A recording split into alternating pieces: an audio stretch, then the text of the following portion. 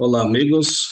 É com grande alegria que mais uma vez nos encontramos uma vez na semana aqui para a recapitulação da lição da Escola Sabatina, né? Nosso projeto Pão Diário Lês. Quero dizer para você que realmente tem sido uma grande bênção. Estamos chegando na lição de número 12, finalzinho da lição, né?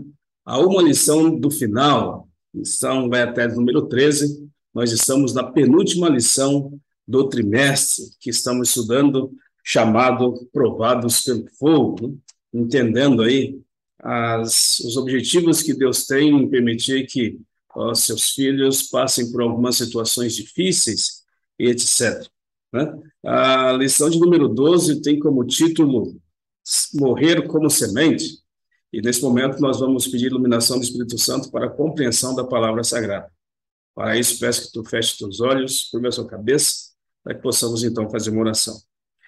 Bondoso Deus, em nome de Jesus te agradecemos, porque nesse momento estaremos estudando a tua palavra e queremos te pedir a iluminação do Espírito Santo para a compreensão da mesma.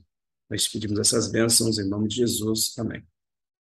Então, lição de número 12, que tem como título Morrer como semente. O verso para memorizar se encontra no livro de João, capítulo 12, versículo 24. Né? E aqui Jesus Cristo está profetizando a respeito da sua morte. E ele está dizendo em João, capítulo 12, o verso 24, né? Assim diz a palavra sagrada. Em verdade lhes digo, se o grão de trigo caindo na terra não morrer, fica ele só. Mas se morrer, produz muito fruto. Com esse objetivo, Jesus Cristo veio a essa terra, morrer como semente, e através do seu sangue, do seu sacrifício, que muitas pessoas fossem alcançadas, nós fomos alcançados, você, eu, nós fomos alcançados pelo sacrifício de Jesus. Esse foi o objetivo de tua morte, né? Vir a esse mundo, morrer para nos salvar. E é interessante que com a morte de Jesus Cristo e as conquistas que ele consegue, também podemos dizer assim, que é uma alusão ao que acontece na vida de um cristão, né?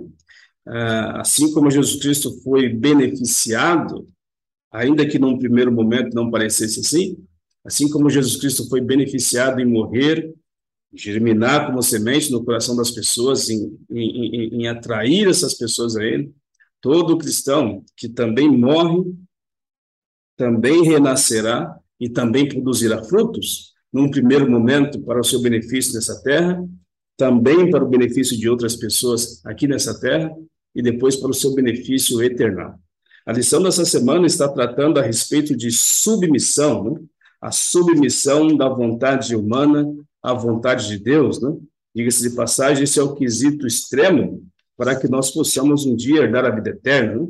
É a submissão da vontade humana, né? É a abnegação da vontade humana para a aceitação da vontade de Deus em sua vida. É assim que o ser humano conquistará a vida eterna.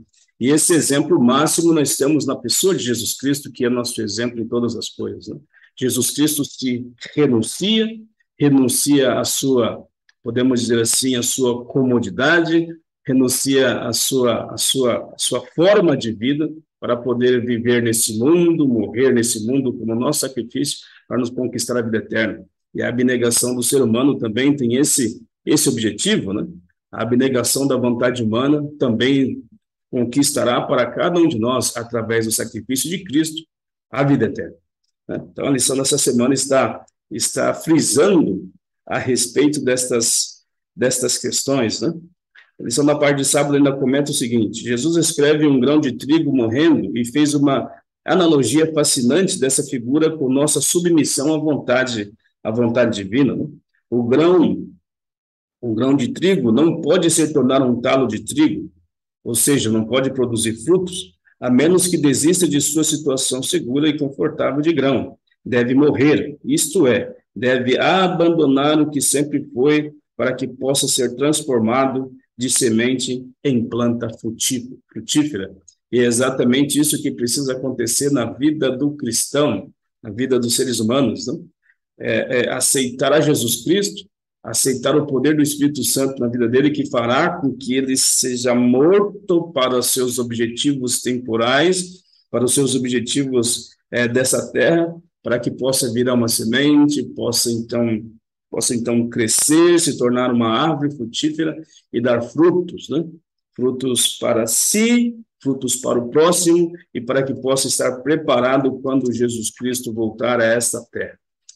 Na parte de domingo, na lição da parte de domingo, eu falando a respeito da submissão para o serviço, e foi exatamente isso que Cristo fez, né?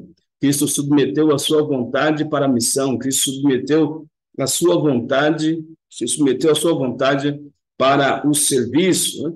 Capítulo 2 do livro de Filipenses, o versículo 5 ao versículo 9, vem falando a respeito dessa abnegação de Jesus Cristo para a missão de vir a esse mundo salvar os seres humanos, né?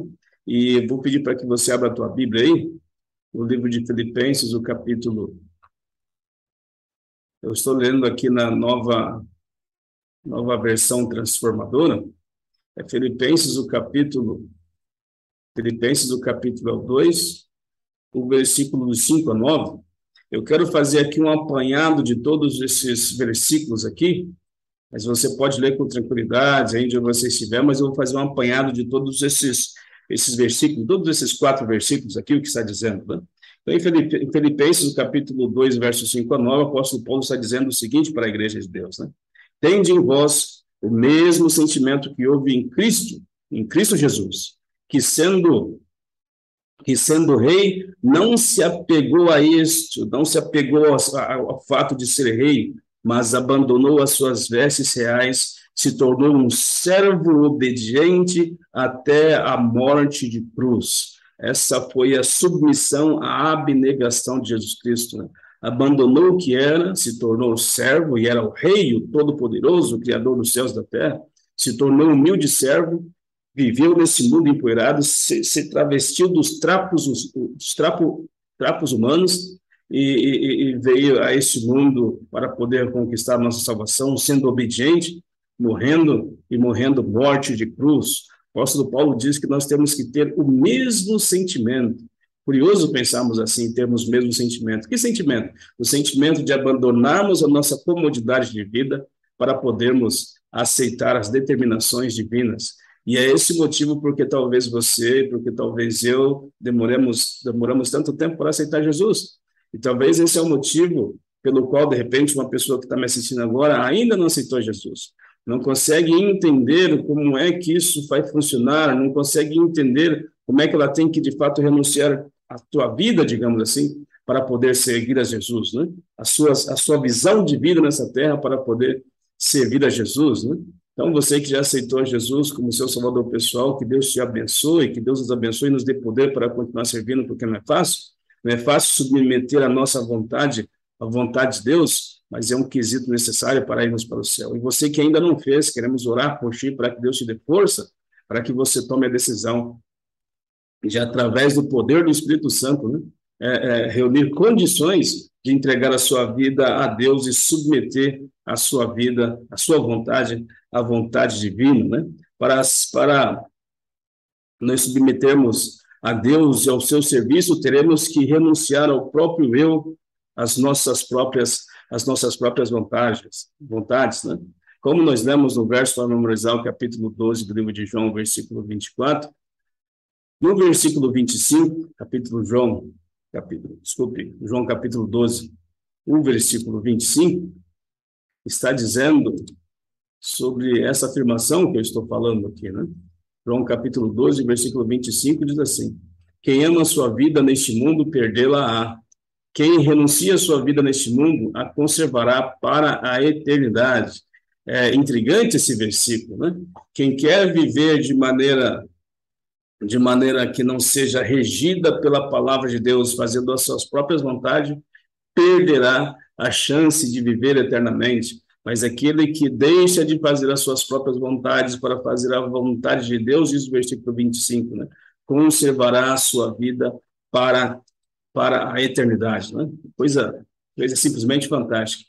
É interessante que o contexto desses versos fala que muitas pessoas seguiam Jesus Cristo por motivos diversos, e entre esses motivos estava conseguir um pedacinho no reino terrestre que talvez Jesus Cristo conquistaria, na visão deles no primeiro momento. Porém, nós entendemos através da profecia que não era o estabelecimento de um reino terrestre, o objetivo da primeira vinda de Jesus Cristo, mas o estabelecimento do reino no coração. E muitas pessoas não entendiam isso. E Jesus Cristo deixou claro: você precisa renunciar às suas ambições de vida, às suas ambições de vidas que são contrárias à palavra de Deus, renunciar, tomar a sua cruz e seguir-me, se você quiser um dia herdar, não as bem-aventuranças da vida terrestre aqui, né? Mas as bem-aventuranças, mas as bênçãos da vida eterna. No capítulo que nós lemos aqui, no livro de Filipenses, capítulo 2, o verso 9, eu quero concluir a meditação dessa parte de domingo, Filipenses, o capítulo 2 e o versículo 9, olha que diz a santa e poderosa palavra de Deus, falando a respeito de Jesus, né? Por isso Deus deu a Jesus, por isso Deus o levou a Jesus ao lugar de mais alta honra, ele deu um nome que está acima de todos os nomes, e assim também acontecerá conosco. Assim como Jesus renunciou às suas vontades, se submeteu a Deus para o serviço, para a missão, Deus lhe deu um nome que foi acima, que está acima de todo nome, e conosco não será diferente. Deus não vai nos dar um nome que está acima de todos os nomes, mas Deus usará a vida eterna em Cristo Jesus. Mas a submissão da vontade humana só pode acontecer pelo poder de Deus, né? Pelo poder do Espírito Santo. Para isso, oramos para que Deus nos transforme, nos ajude a aceitar as orientações do Espírito Santo. E por isso, aqui na parte do domingo, diz assim: morrer antes de conhecer. Né? Interessante isso aqui, né? Antes de conhecermos a palavra de Deus, nós precisamos morrer, né? Ou pelo menos nós precisamos estar no caminho da morte para compreendermos, então, para podermos, então, conhecer a vontade de Deus. Subtítulo da parte de domingo, da parte de segunda-feira: morrer antes de conhecer, né? E aqui está falando do capítulo, nossa referência é Romanos, o capítulo 12, o versículo 2. Interessantíssimo isso aqui, né? Muito buscam conhecer a vontade de Deus e dizem assim, né? Muitos querem conhecer a vontade de Deus e dizem assim: olha, mas se eu soubesse de fato o que Deus quer de mim, eu renunciaria toda a minha vida nessa terra para poder servir a Deus. E isso é muito bonitinho, isso é muito bom, né? Mas quando se deparam com a Bíblia, eles percebem que isso não é tão bonitinho, isso não é tão fácil, digamos assim, como na teoria. E Romanos, o capítulo 12, o verso 1 e o verso 2 nos ajuda a entender porque isso não é fácil. Fácil. Peço que você abra a tua Bíblia aí, em Romanos, o capítulo 12.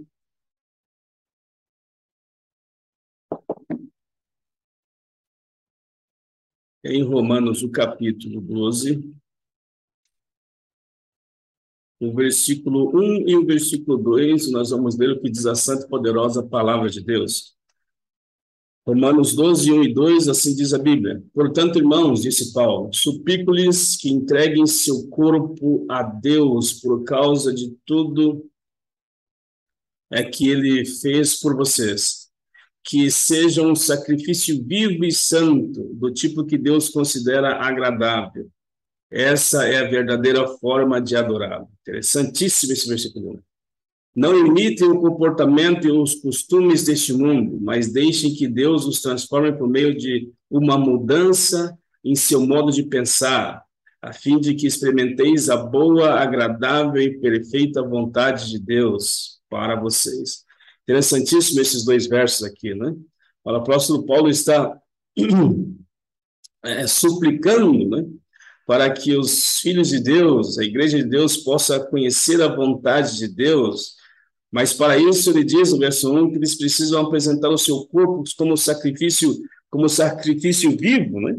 Em Romanos, em 1 Coríntios, capítulo 6, verso 19, o apóstolo Paulo diz que o nosso corpo é o templo do Espírito Santo, que Deus deve morar dentro de nós, e para isso nosso corpo deve ser sacrificado, né? Digamos assim, né? Nosso corpo deve ser colocado no altar de Deus para que Deus more dentro de nós, né?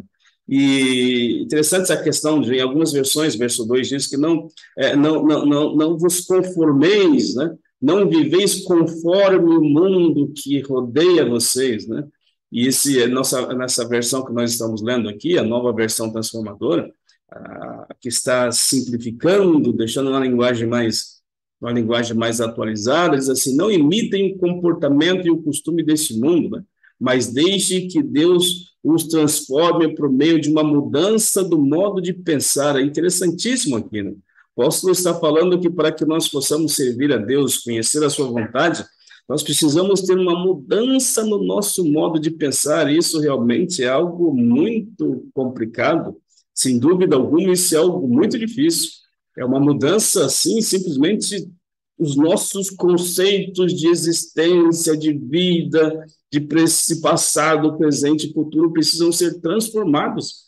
E isso é um crisol que realmente não é fácil, né? Não existe, na verdade, crisóis fáceis, né?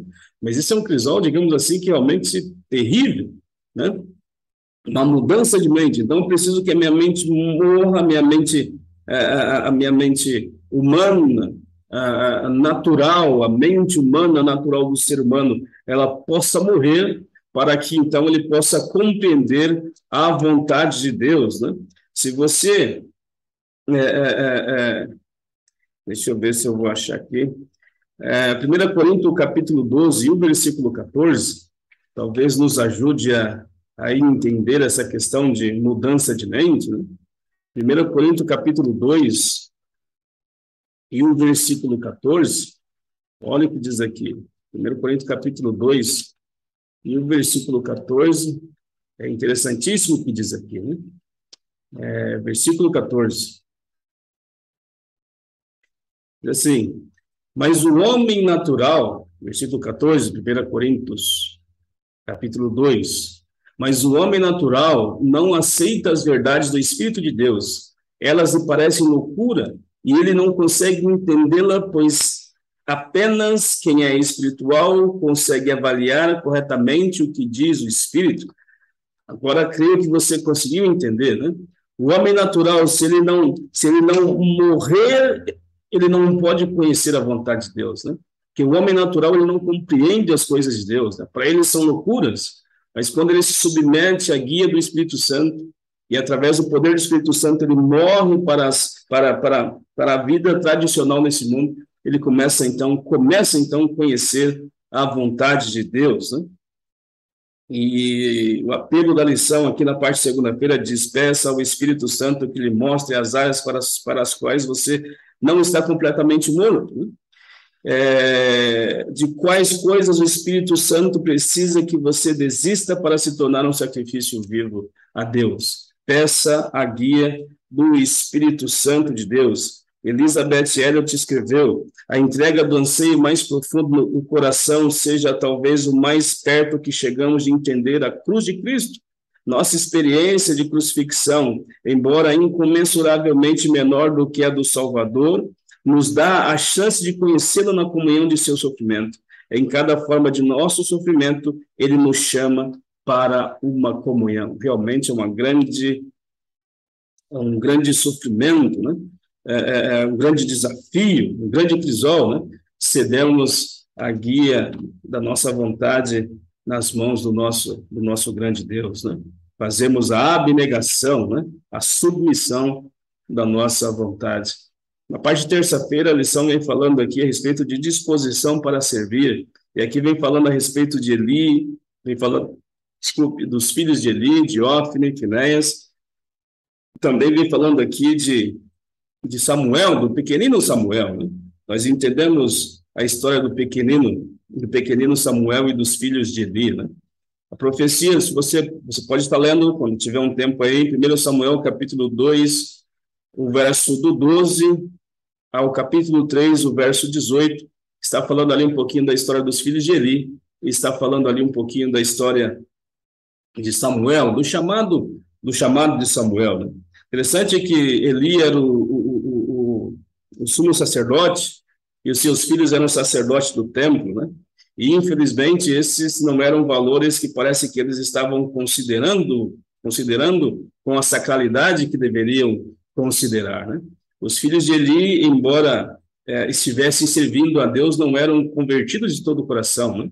Não havia submetido a sua vontade à guia do Espírito Santo de Deus.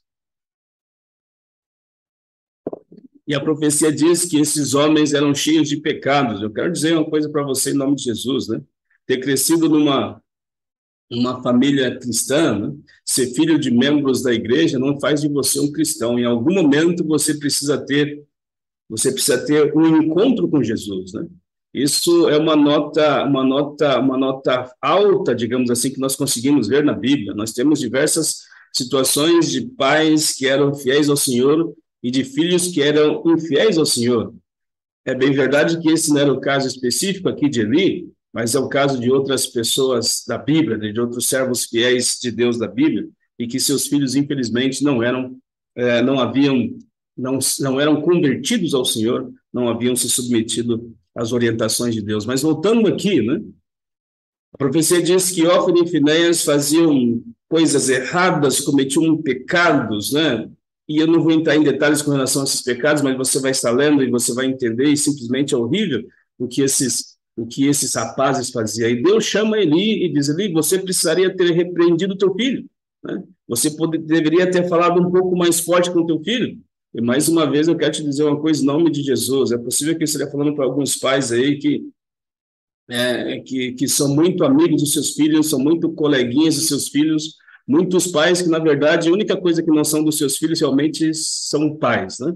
A profecia diz que Deus, como pai, ele repreende, disciplina quantos ama, né?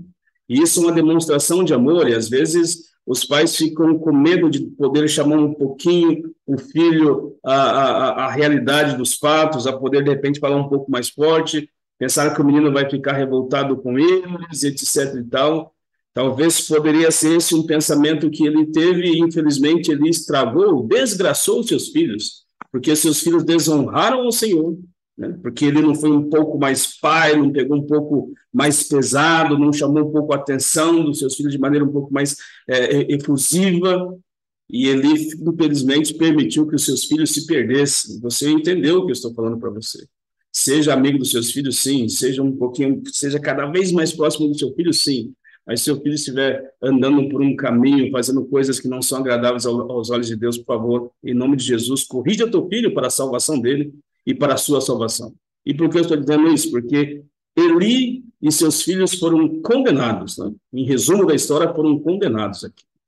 Interessante que, falando aqui da história de Samuel, a profecia diz que certa noite ele estava dormindo e Deus chamou Samuel. Samuel, Samuel, e ele acorda, vai até o quarto onde está Eli e pergunta se ele o chamou. Ele diz que não o chamou, e ele volta a dormir, mais uma vez a voz chamou, Samuel, Samuel, ele vai até Eli, ele diz que não chamou, ele volta a dormir, na terceira vez ele vai até Eli e ele diz: olha, não foi eu que te chamei, mas é Deus quem está te chamando, e se ele te chamar mais uma vez, diga: fala, Senhor, que o teu servo ouve.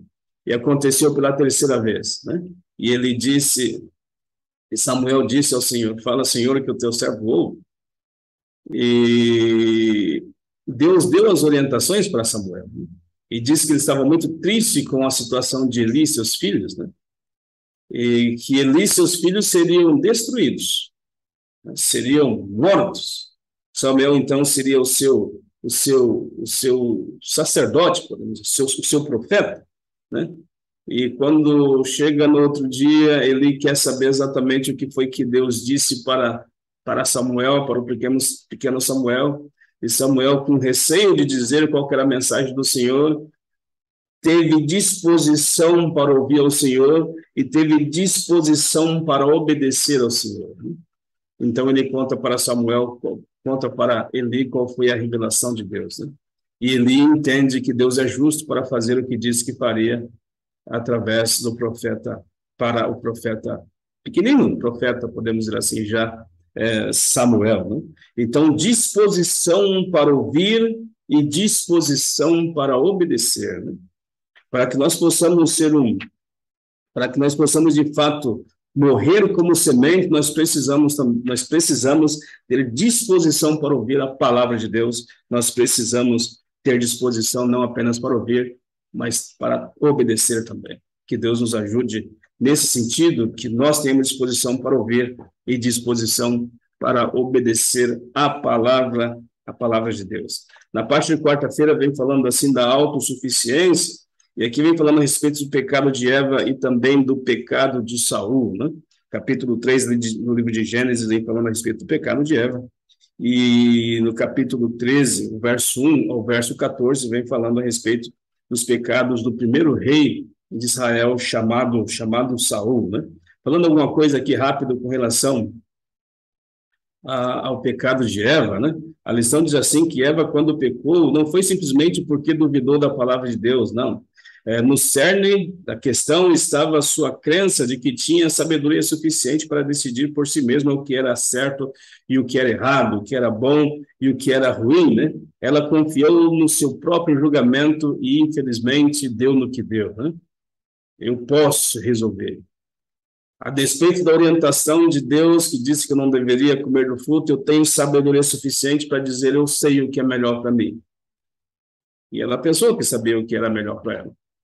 E comeu do fruto também deu para o seu marido, e eis-nos aqui, né, falando a respeito da história de Eva. Né? Então, Eva confiou no seu próprio julgamento, a despeito do que dizia a palavra sagrada, do que dizia a palavra de Deus, né? E com o primeiro rei de Israel, com Saul, não foi diferente. Né? A profecia diz que por 30 anos, na verdade, Saul começou a reinar com 30 anos, e por 42 anos reinou sobre Israel. E, infelizmente, Saul não foi um bom rei. É triste falar isso, né? Triste falar isso. Mas Saul não foi um bom rei, né?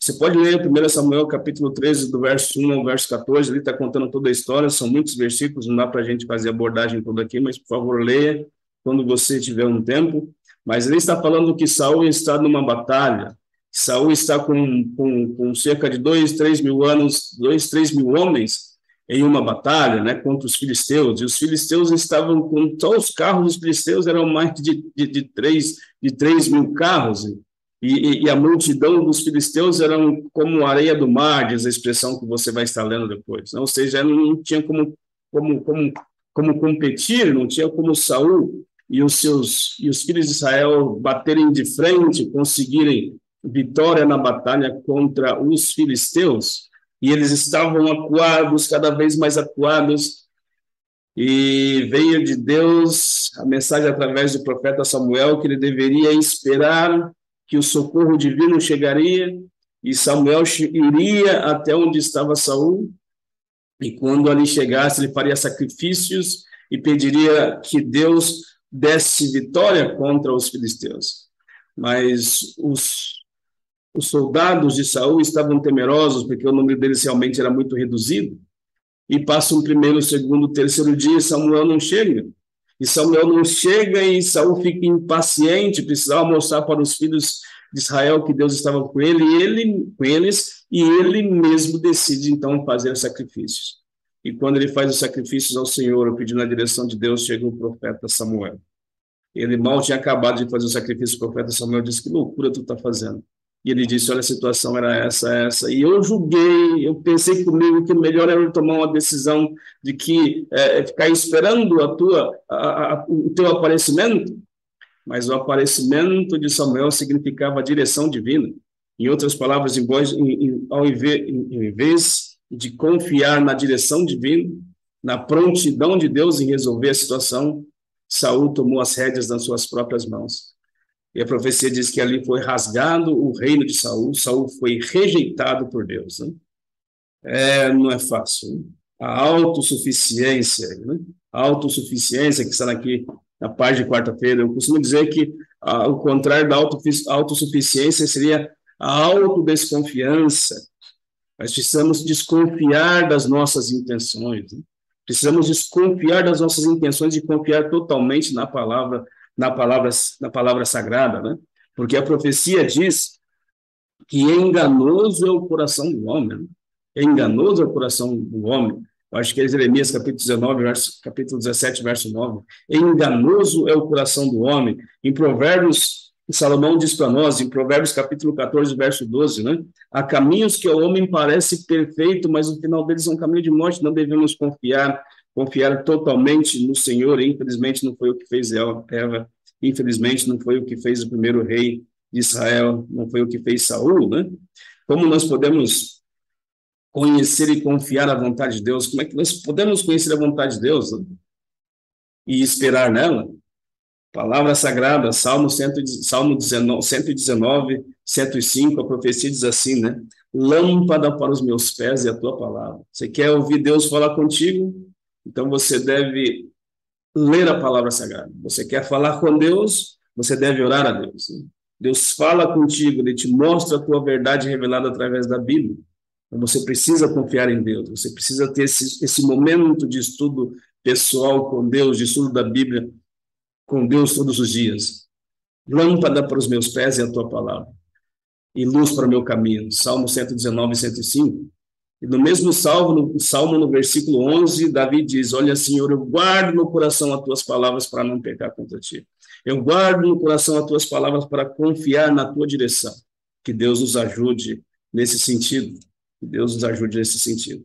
Parte de quinta-feira, finalizando a nossa lição de número 12ª, a nossa penúltima lição do trimestre, vem falando aqui a respeito dos substitutos, né? Substitutos, quando infelizmente não confiamos totalmente, ou não temos essa disposição de nos relacionarmos com Deus e colocarmos a nossa vida totalmente nas mãos dele, nós começamos a procurar substitutos para resolver os nossos problemas. É isso que está dizendo aqui a lição na parte de quinta-feira, né? Está dizendo mais ou menos, se eu fazer uma rápida leitura, né? É possível que confiar em substitutos. Algumas pessoas, quando se sentem deprimidas, compram alguma coisa que as faça felizes, né? Algumas pessoas buscam a fama, outras pessoas que estão, de repente, tendo dificuldade no relacionamento, querem descobrir um outro relacionamento, enfim, né? Mas o problema é que, muitas vezes, essas medidas paliativas, na verdade, muitas vezes não. Essas medidas nunca resolvem um problema. Elas só trazem, na verdade, mais problemas, né? A profecia diz, a Bíblia diz que nós devemos confiar os nossos problemas em Deus e não buscar subterfúgios, né? Não buscar substitutos, mas confiar na direção de Deus. E a lição de quinta-feira aqui está falando a respeito do Crisóstomo, do qual estava passando ali Zorobabel, né?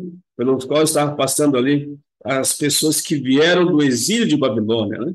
Eles vieram do exílio de Babilônia. Você pode estar lendo também, é muita coisa, irmãos, não dá para a gente ler realmente tudo, mas você pode estar lendo Esdras, o capítulo 4, o capítulo 4 ao capítulo 6, que está contando essa história da oposição que os filhos de Israel sofreram das nações circunvizinhas quando eles vieram do exílio babilônico para a reconstrução da cidade. Primeiro momento, a reconstrução do templo, e depois da reconstrução de toda a cidade, de seus muros e etc. e tal. As pessoas que estavam adjacentes ali estavam ferozes, buscando meios e maneiras para impedir a reconstrução do templo e do restabelecimento de Israel mais uma vez naquele lugar, né?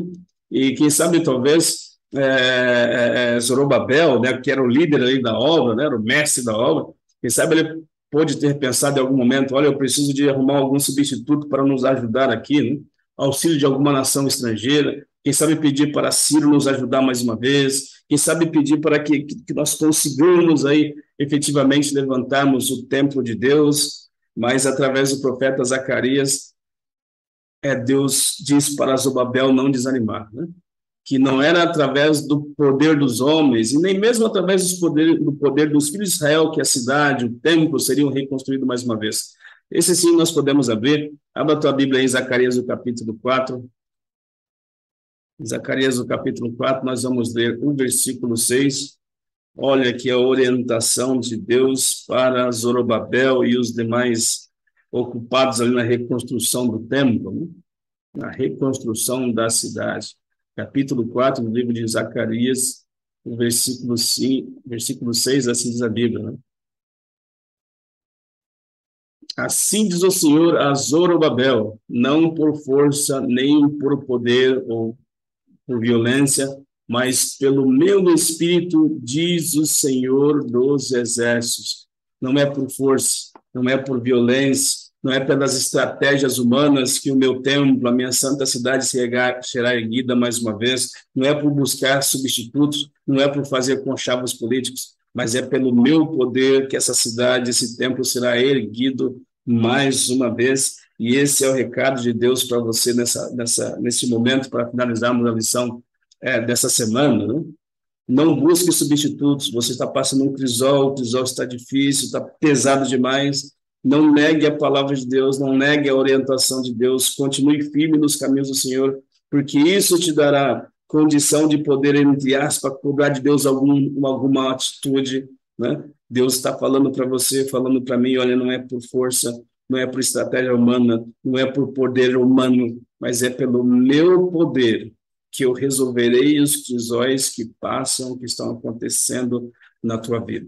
Que Deus nos abençoe nesse sentido, no sentido de entregarmos totalmente a nossa vida nas mãos deles, na mão dele, para que ele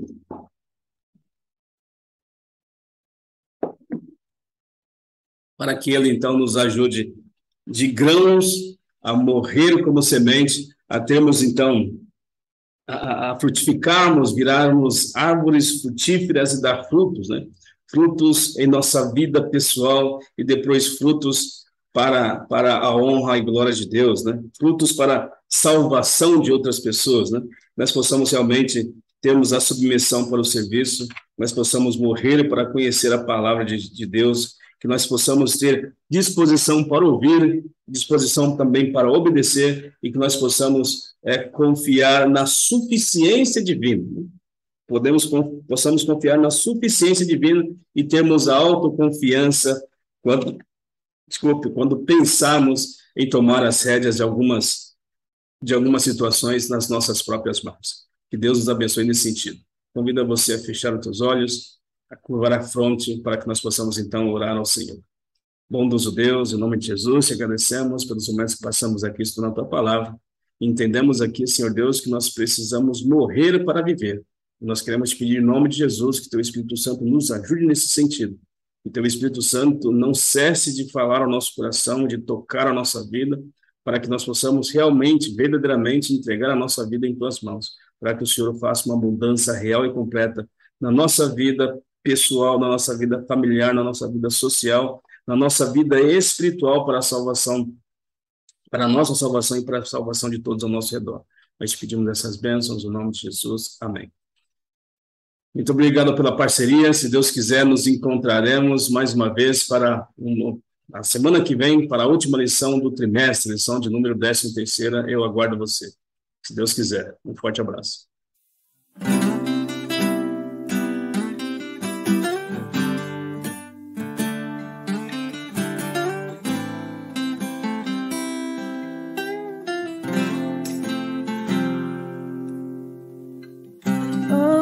Tão cego, sem rumo certo, buscando a paz e descanso. Eu procurei por tantos meios justificar meus erros, mas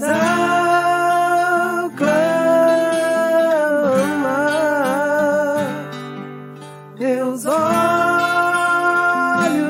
abrir, e ao olhar pra cruz eu entendo o amor derramado ali por mim, sacrifício de sangue por um pecador. Não sou merecedor, tua graça me alcançou.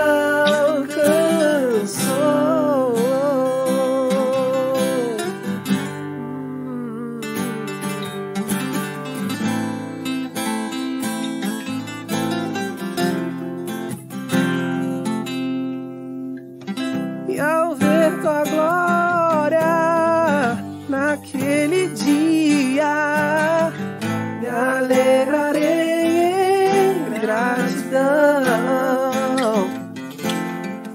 tocarei as marcas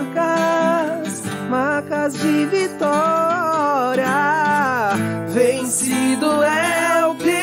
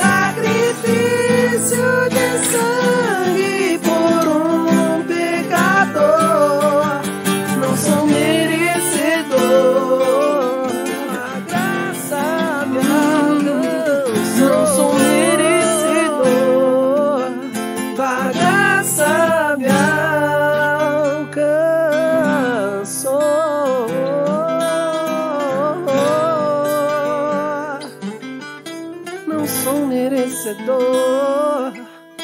Tua graça